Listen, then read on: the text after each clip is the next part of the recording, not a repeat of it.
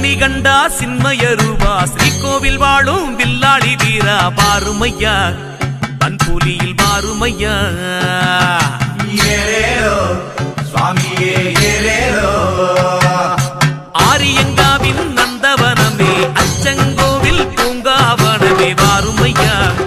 Ayyappa வாருமையா Ayyappa